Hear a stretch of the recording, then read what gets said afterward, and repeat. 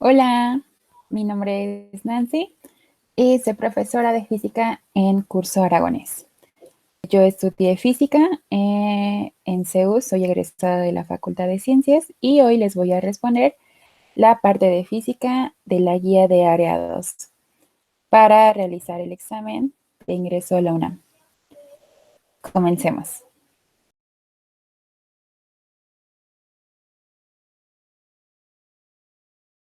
Bien, entonces vamos con nuestro primer ejercicio y en el primer ejercicio me dice: un auto arranca con una aceleración constante de 1.8 metros sobre segundo.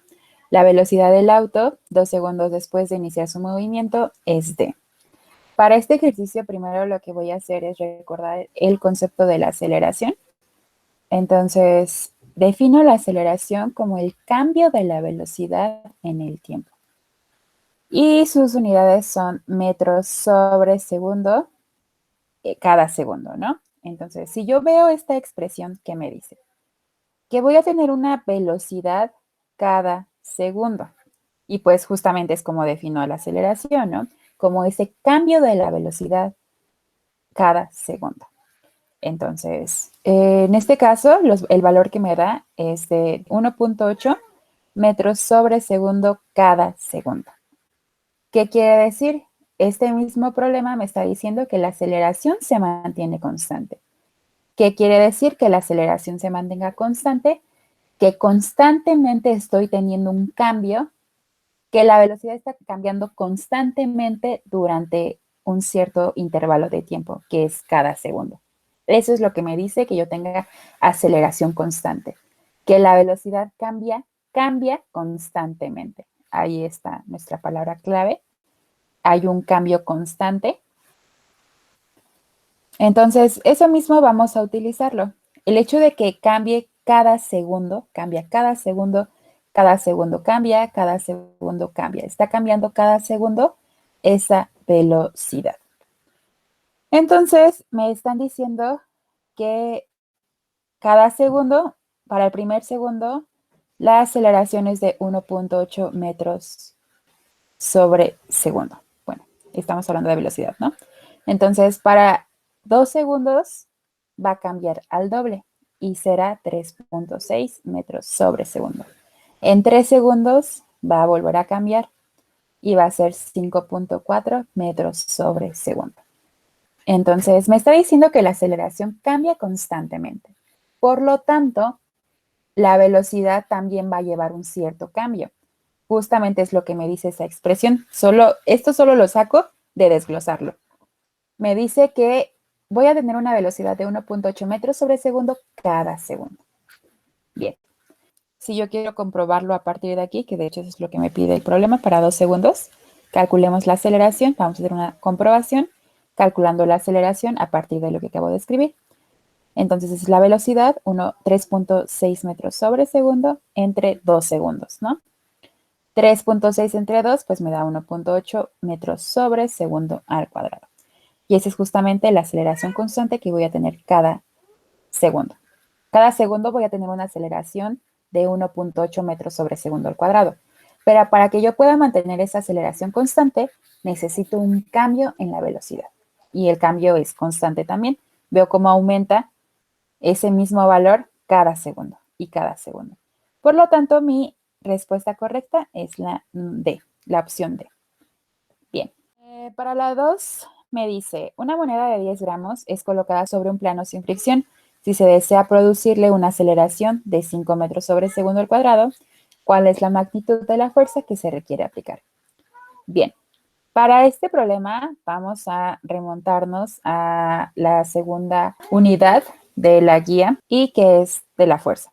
Entonces vámonos a la segunda ley de Newton. ¿Y qué me dice segunda ley de Newton?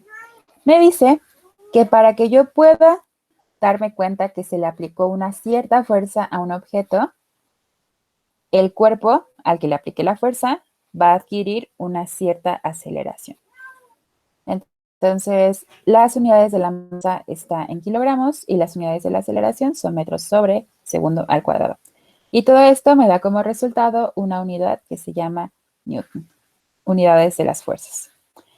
Algo que yo siempre les digo a mis alumnos es, hay que realizar una clasificación de lo que vamos a hacer para que, al menos esto nos sirve mucho en física, para llevar un cierto orden.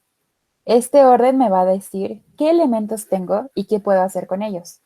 Entonces, muchas veces vamos a tener datos de más y así, y que nos van a confundir, pero el hecho de que yo los tenga enlistados, sepa la fórmula y sepa yo la fórmula de lo que voy a hacer, pues ya con eso le hicimos, ¿no?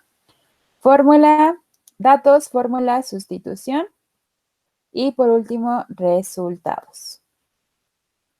¿Qué tengo como dato? Tengo la masa de la moneda, que son 10 gramos, pero ¿qué me dice la unidad de la fuerza?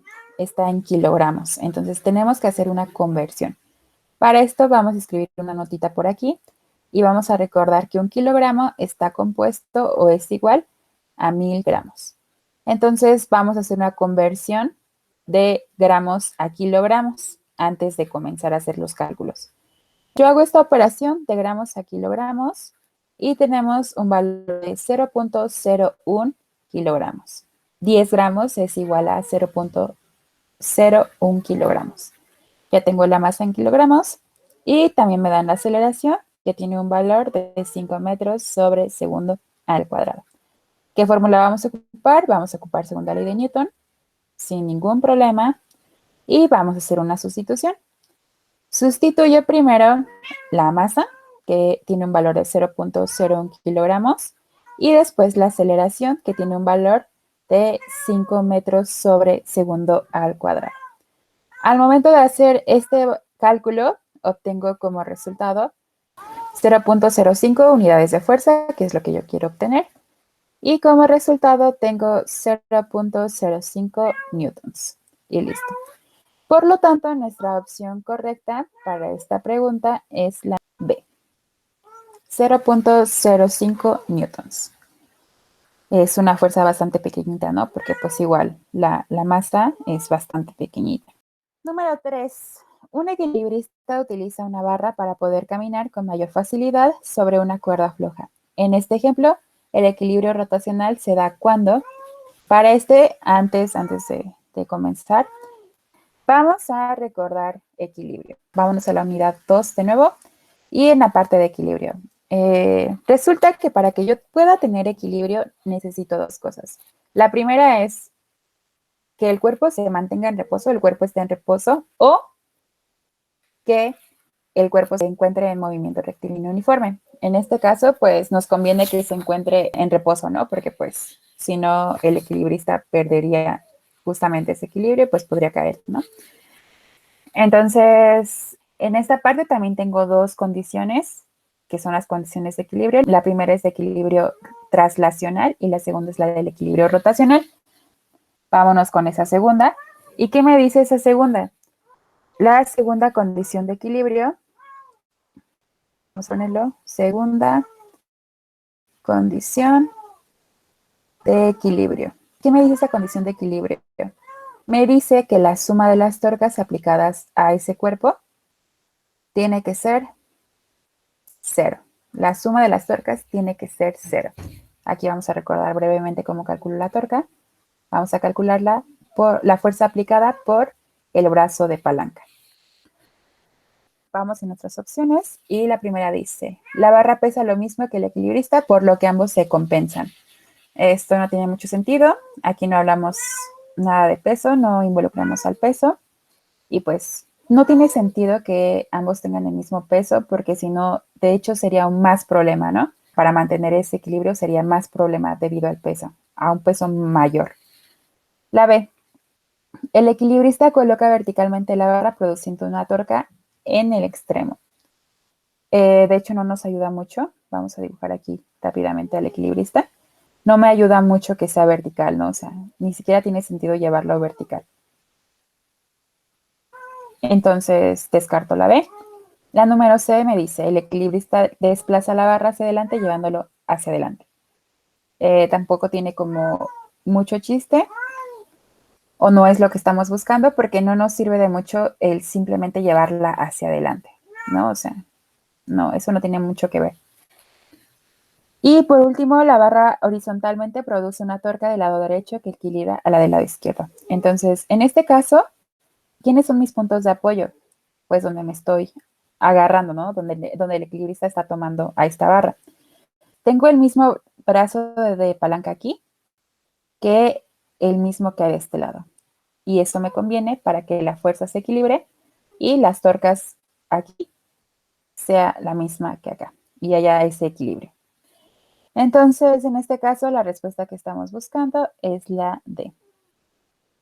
El hecho de tenerla horizontalmente, pues me ayuda a que haya este balance entre las torcas. Bien. Número 4. Selecciona la situación que ejemplifica la realización de un trabajo mecánico. Entonces, para esta nos vamos a ir a la unidad número 3 de la guía y para el concepto de trabajo. ¿Cómo calculo trabajo? Vamos a calcularlo como fuerza que le aplico a un cierto objeto para que realice un cierto desplazamiento, ¿no? Eso tenemos como unidades newtons por metros, que nos da una nueva unidad que se llama joule. Vamos a leer nuestras opciones. Y la primera me dice que la energía empleada para elevar la temperatura de un gas a volumen constante. No tiene mucho sentido. Aquí no hablamos nada de gases ni de temperaturas, así que bye. B. Los kilowatts hora gastados para mantener encendido un foco durante cierto tiempo.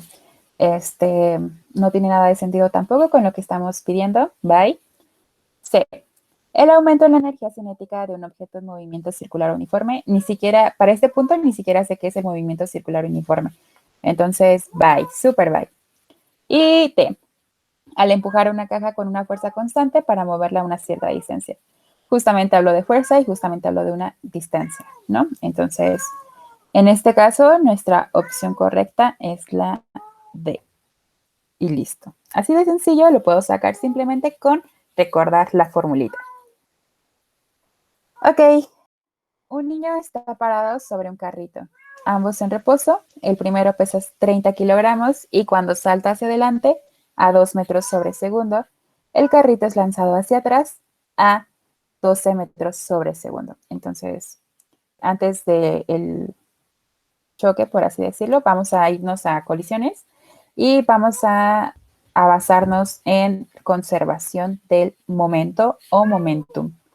Tengo el carrito que aquí está el niño y el niño lanza hacia adelante y en ese momento en el que se lanza hacia adelante, el carrito retrocede y se va para atrás. Eso es lo que está pasando en realidad, ¿no?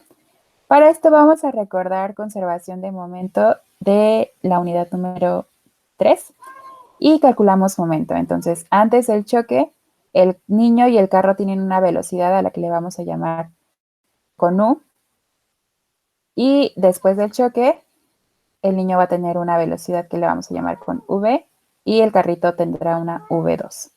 En conservación del momento, ¿cómo es? Masa 1, velocidad 1, más masa 2, velocidad 2, va a ser igual a masa 1, velocidad 1, más masa 2, velocidad 2. Me dice que la cantidad de momentum antes del choque será la misma que después del choque. Vamos a ver aquí con esto qué es lo que se nos va eliminando. Y para empezar me dicen que ambos están en reposo, que ambos se encuentran en reposo antes del choque. Resulta que si un objeto está en reposo, su velocidad es cero. ¿Por qué? El reposo me habla de que no se mueve, que está quieto. La velocidad la defino como el cambio de la distancia con respecto al tiempo, o más bien, el cambio de desplazamiento con respecto al tiempo. Y pues si el cuerpo está en reposo, no se está desplazando, por lo tanto no hay una velocidad. Como ambos se encuentran en reposo, esta velocidad será cero, por lo tanto esta parte será cero. Y esta otra velocidad del carrito también será cero. Y me queda, por lo tanto, 0 más 0, pues es igual a esto. 0 más 0, 0 es igual a esto. Me queda que masa 1, velocidad 1, más masa 2, velocidad 2, es igual a 0. Es decir, solo me queda lo que hay después de la colisión. Me piden encontrar la masa del carrito, que es la masa 2, ¿no? La masa 1 es la del niño y la masa 2 es la del carrito. De una vez vamos a despejar la masa 2 de esta expresión. Me estorba esta parte, va del otro lado. Menos, esto está positivo, del otro otro lado pasa negativo. Entonces me queda que m2, velocidad 2, será igual a menos masa 1, velocidad 1. Y de aquí quiero masa 2, me estorba velocidad 2, entonces esta velocidad pasa del otro lado dividiendo. Menos masa 1, v1 sobre v2, la velocidad del carrito. Para esto voy a hacer un análisis extra, que es súper necesario, porque aquí hay un signo menos y hay que arreglar eso. Resulta que el carrito sale lanzado hacia atrás, o sea que va en retroceso. Si yo pongo eso en un plano cartesiano, el carrito va para allá, para la izquierda. Es decir, que tiene un desplazamiento negativo. Por lo tanto, voy a considerar eso en la velocidad. Su velocidad será negativa porque está yendo justamente hacia la izquierda. Es lanzado hacia atrás. Por lo tanto, esta velocidad le voy a poner un signo por esa razón. Entonces, ahora sí, voy a tener menos entre menos, pues se nos van a ir y me queda positiva la masa. Y pues necesitaba que me quedara positiva, ¿no? Justamente porque no es posible que yo diga, este cuerpo tiene una masa de menos 50 kilogramos, ¿no? O sea, eso no tiene sentido porque la masa es un escalar. Entonces, masa 1 por V1 sobre V2. Y vamos a calcularlo fácilmente. La masa del carrito va a ser igual a, todo esto es el 5. La masa del carrito va a ser igual a masa 1, que es la del niño, 30 kilogramos, velocidad 1, que es la del niño, salta con una velocidad de 2 metros sobre segundo, entre la velocidad del carrito cuando va hacia atrás, que es de 12 metros sobre segundo. 30 por 2 nos da 60 kilogramos metros sobre segundo entre 12 metros sobre segundo. Si yo checo de una vez aquí las unidades, tengo metros sobre segundo arriba y metros sobre segundo abajo. Se nos irán y nos quedan solamente kilogramos. Y pues tiene mucho sentido, ¿no? Porque justamente es lo que estoy buscando. Estoy buscando una masa en kilogramos. No me queda más que hacer la operación y vamos a dividir 60 entre 12. Y resulta que nos da un valor de 5. 5 kilogramos. Por lo tanto, la masa 2, que es la del carrito, tiene un valor de 5 kilogramos. Y nuestra opción correcta es la B. Y listo. Número 6. Para convertir un valor de temperatura Celsius a su valor equivalente a la escala de Kelvin de temperatura se emplea la expresión. Entonces, para esta nos vamos a nuestros sistemas termométricos y recordamos que para que yo pueda obtener temperatura en Kelvin a partir de los Celsius, pues nada más es necesario sumarle 273 a los Celsius. Entonces, la respuesta correcta es la B. Así de sencillo. Solo le sumo 273 a los Celsius y listo. Súper, súper sencillo. Ok, número 7. La cantidad de calor que necesita un gramo de una sustancia para elevar su temperatura 1 grado Celsius se le conoce como. Aquí hay que tener cuidado porque hay un concepto súper similar que es el de la caloría. El concepto de caloría nos dice, es el calor necesario para subir 1 grado centígrado 1 gramo de agua. Y está esta que es la generalización, que es el calor específico. En este caso, aquí hay un nombre raro que puede sonarnos un poco extraño, que es capacidad térmica específica. Entonces, ¿cuál va a ser nuestra palabra clave? Así como lo encontremos como calor específico o capacidad térmica específica, nuestra palabra clave va a ser específico o específica, ¿no? Entonces, aunque tengan estos nombres que pueden parecer diferentes, esa va a ser nuestra palabra clave. Por lo tanto, va a ser la número D. Capacidad térmica específica. Ok. Es cuestión de conceptitos, hay que recordar conceptitos y demás. Número 8. Una cuerda está atada en un extremo en un punto fijo y en el otro a un vibrador. de manera que se produce un tren de ondas. Son ondas que están viajando con una cierta velocidad, como el que se muestra en la figura. ¿Cuál es la longitud de onda de la onda estacionaria? Para esto vamos a recordar longitud de onda, cuál es el concepto de longitud de onda.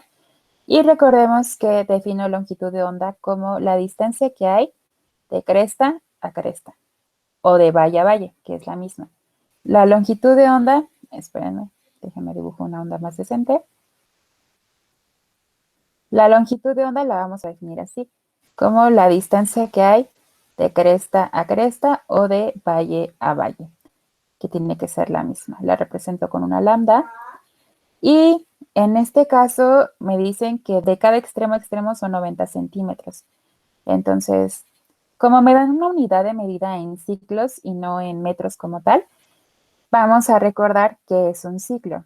Resulta que un ciclo lo vamos a definir como el hecho de que mi onda complete una subida y una bajada. Y aquí es un ciclo. Una subida y una bajada, otro ciclo, una subida y una bajada, otro ciclo, una subida y una bajada, otro ciclo. Y así sucesivamente.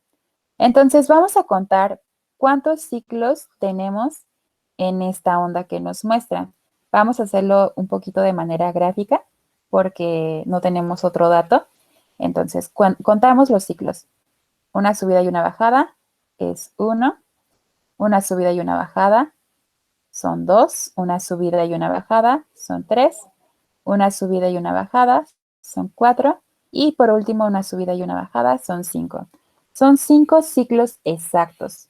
Entonces, para saber cuál es la longitud de onda, vamos a dividir la longitud de la cuerda de extremo a extremo, que son 90 centímetros, y lo vamos a dividir entre el número de ciclos que tenemos.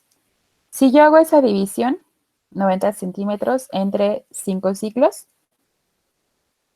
para sacar la longitud de onda, nos va a dar un valor de 18 centímetros sobre ciclo. Y listo. Cada ciclo, cada ciclo, cada ciclo tiene sentido que hagamos esta operación. Por lo tanto, nuestra opción correcta es la D. Y listo. Número 9. Una resistencia eléctrica de 9 ohms disipa una energía de 1000 joules cada segundo. ¿Cuál es el voltaje en los extremos de la resistencia? Ok. Para este ejercicio vamos a recordar qué es el efecto Joule. Resulta que el efecto Joule, denme un segundito, tengo una resistencia que puede ser un alambre, por ejemplo, un alambre de esta forma, hecho tipo resorte, al cual yo le voy a conectar una diferencia de potencial. En este caso le llaman aquí voltaje, su nombre correcto es diferencia de potencial. Le conecto una diferencia de potencial, ¿no? Así representaba la diferencia de potencial. Gracias a eso, por este alambre está circulando una corriente eléctrica. Esta corriente eléctrica hace que comiencen a vibrar las partículas que son del alambre, empiezan a vibrar, empiezan a chocar, chocan entre ellas esas partículas y esas colisiones hace que se disipe calor, disipan calor al estar chocando entre ellas, o sea, sacan calor, por así decirlo. Entonces, el alambre comienza a calentarse. Un ejemplo súper común de esto, no sé si alguna vez lo han visto, hay unas tipo que le llaman justamente resistencias, que son algo así para calentar agua y funcionan justamente con efecto Joule. Efecto Joule es precisamente esto. Yo conecto una diferencia de potencial a un cierto conductor y debido al tránsito de mi corriente eléctrica, pues genera este calor y de pronto se empieza a volver rojo esta parte, ¿no? Por el calor. Vamos a ver precisamente cómo calculo para esta parte, que es efecto Joule. Vamos a tener la siguiente expresión y me dice que el calor va a ser proporcional a la intensidad de corriente al cuadrado por la resistencia multiplicado por el tiempo. En este caso, me están pidiendo diferencia de potencial. Para esto, aquí la fórmula me da intensidad de corriente y no me da en ningún lado la diferencia de potencial. Entonces vamos a recordar de este lado ley de Ohm. ¿Y qué me dice la ley de Ohm? La ley de Ohm me dice que la diferencia de potencial será igual a la intensidad de corriente por la resistencia. Por lo tanto, para que yo pueda obtener intensidad de corriente, necesito despejarla. Más bien tengo intensidad de corriente y vamos a sustituirla por los valores de lo que conozco y de lo que quiero saber, ¿no? Que es la diferencia de potencial y conozco la resistencia. La intensidad de corriente va a ser igual a, paso dividiendo la resistencia, diferencia de potencial entre resistencia. Y vamos a sustituirlo. Q será igual a velocidad, diferencia de potencial. Siempre les digo a mis alumnos que no tengan ese error y se me fue a mí. Híjole. Diferencia de potencial al cuadrado entre resistencia al cuadrado por resistencia por tiempo. Entonces, en este caso, tengo resistencia arriba y resistencia abajo. Se me va una de acá abajo, se me va una de arriba. Y me queda precisamente Q será igual a diferencia de potencial al cuadrado sobre resistencia por tiempo. Vamos a despejar diferencia de potencial. Me queda, la resistencia está dividiendo, pasa multiplicando. R por Q será igual V cuadrada por T. El T está multiplicando, pasa dividiendo. Y la diferencia de potencial será igual a la resistencia por Q entre T. Ahora le quito el cuadrado con una raíz cuadrada y la diferencia de potencial será igual a la raíz cuadrada de la resistencia por el calor entre el tiempo. Y vamos a calcularlo. Una vez que hicimos todo ese despeje enorme, vamos a calcularlo. Vamos por acá y calculamos eso. Entonces, la diferencia de potencial es igual a, ¿qué datos tenemos? Antes vamos a escribir los datos. Vamos a escribir la clasificación que les había mencionado. ¿Y qué datos tengo? Tengo que la resistencia es igual a 9 ohms. Tengo que la energía está en joules y son 100. Y ya, es el único dato que tengo. Ah, y me dice que es cada segundo. O sea, vamos a tomar al tiempo como un segundo. La diferencia de potencial va a ser igual a 9 ohms por 100 joules entre 1. Y le saco su raíz. 9 por 100 son 900, entre 1 son 900. Y la raíz de 900 o la raíz de 9 es 3. Y de 0, 0 es un 0 nada más. Entonces la raíz de 900 es 30. Son unidades de diferencia de potencial, son volts. Tengo un resultado de 30 volts. Y listo. Por lo tanto, la opción correcta para este ejercicio es la A. Entonces, se ve un poquito complicado, pero solo es cuestión de recordar cosas. De recordar qué es el efecto Joule, de recordar qué es la ley de Ohm, y nada más ir sustituyendo, ¿no? Sustituyo y despejo lo que más me convenga. Y listo.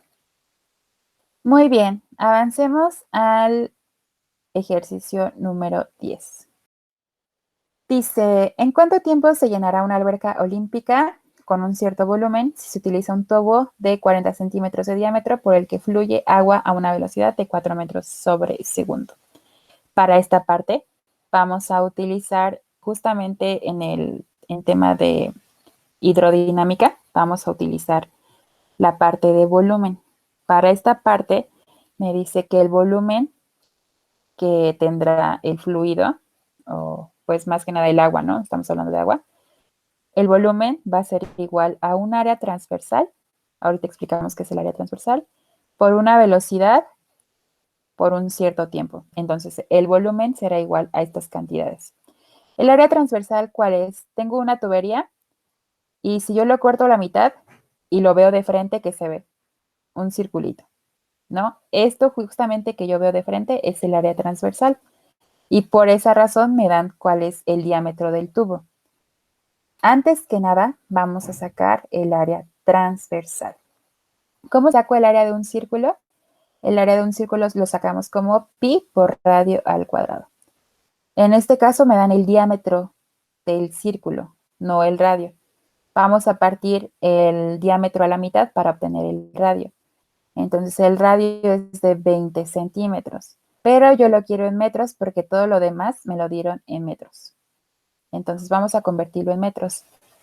40 recordemos que un metro equivale a 100 centímetros, por lo tanto 40 entre 100, pues me da 0.4. Entonces el radio, no, quiero la del radio. Entonces 20 entre 100 me da 0.2, ¿no? 0.2 metros y listo, ya tengo el radio y ya tengo el pi, ¿no? Básicamente. Entonces pi vamos a tomarla 3.14 y el radio son 0.2 metros al cuadrado. Vamos a calcular esto. 0.2 al cuadrado es 0.2 por 0.2 y nos da 0.04 metros cuadrados y eso por pi, que es 3.14. Vamos a considerar nada más 3.14. Y nos da un valor de 0.1256. Nada más vamos a tomar 0.12. Y tal vez no nos quede exacto el resultado, pero va a ser porque no estamos tomando todos los decimales, entonces no hay problema. Para este caso me piden encontrar el tiempo. ¿En qué tiempo se va a llenar? Entonces vamos a despejar el tiempo de esta expresión. Todo lo demás está multiplicando, pasa dividiendo y me queda que el tiempo va a ser igual al volumen entre área por velocidad. ¿Quién es el volumen? Todavía no saco el volumen de la alberca. ¿Cómo sacamos el volumen? Lo sacamos como largo por ancho por profundidad, ¿no? O lado por lado por lado. En este caso, es un rectángulo, entonces tiene un largo, tiene un ancho y tiene una profundidad. Vamos a calcularlo, tengo todos esos datos sin ningún problema. 50 por 25 por 3. Hacemos este cálculo. 50 por 25 nos da un valor de 1250 y esto lo vamos a multiplicar a su vez por 3 y nos da un valor de 3750 metros cúbicos. Metro por metro, metro cuadrado por metro, metro cúbico. Entonces tenemos un valor de 3750. Ya tengo el volumen, ya tengo el área y ya puedo calcular el tiempo. El volumen es de 3750 metros cúbicos y vamos a dividirlo entre el área, que aquí ya no le puse que son metros cuadrados, y 0.125, vamos a tomarle el 125 metros cuadrados por la velocidad, que es de 4 metros sobre segundo. Y listo. Déjenme terminarlo acá abajito para no hacerlo tan amontonado. El tiempo lo voy a obtener como, primero voy a hacer la multiplicación de acá abajo, 0.125 por 4 y 0.5.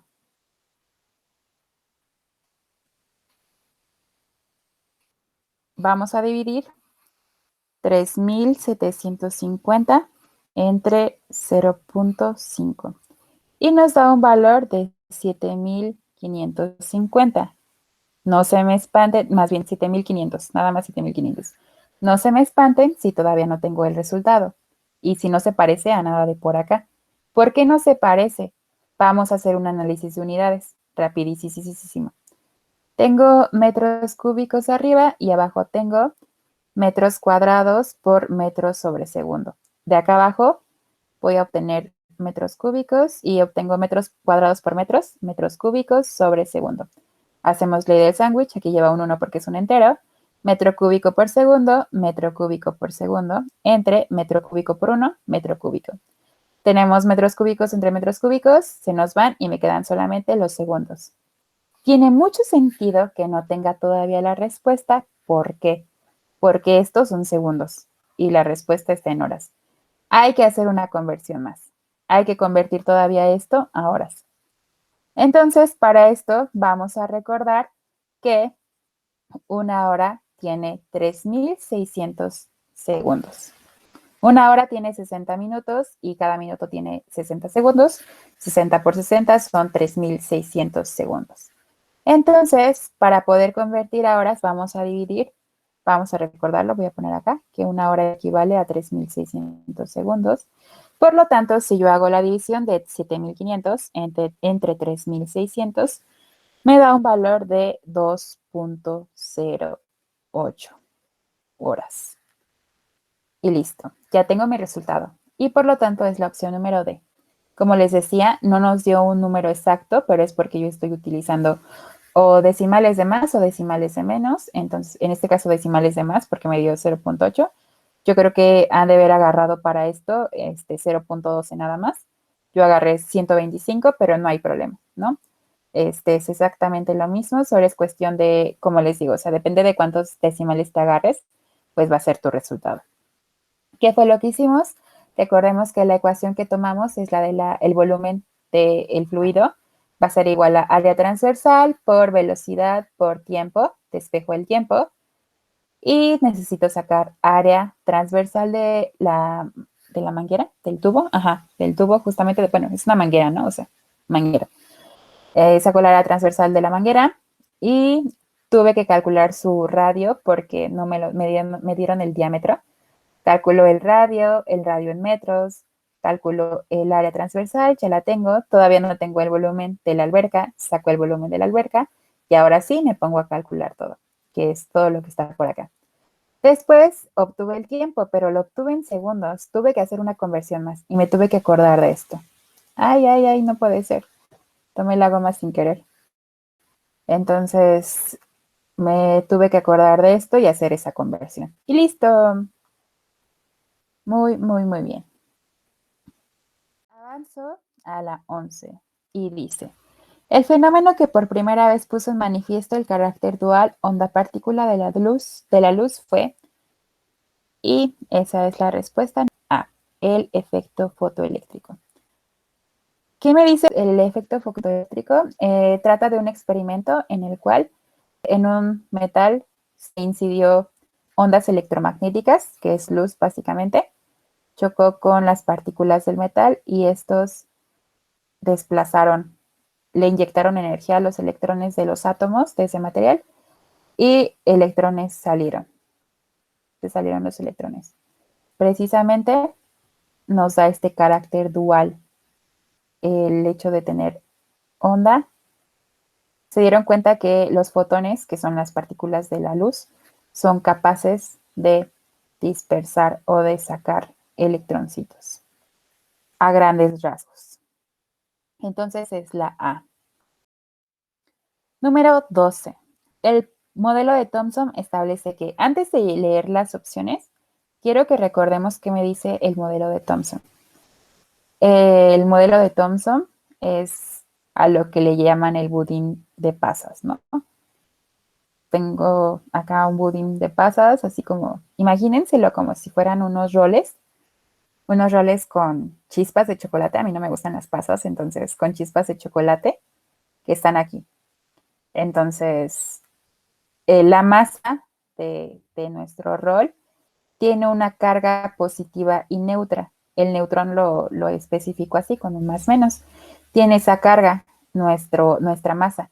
Y resulta que las chispas de chocolate las vamos a ver como si fueran electroncitos. Entonces, eso es lo que me dice el modelo de Thomson, que los electrones, este es el núcleo y que el núcleo está compuesto por una masa homogénea, por así decirlo, un medio homogéneo, en el cual tiene una carga positiva y neutra, y, o neutra, ajá, y neutra. Y las pasitas o las chispas de chocolate, yo prefiero chispas de chocolate, son negativas. Ahora sí, el modelo dice que los electrones están incrustados en este medio homogéneo.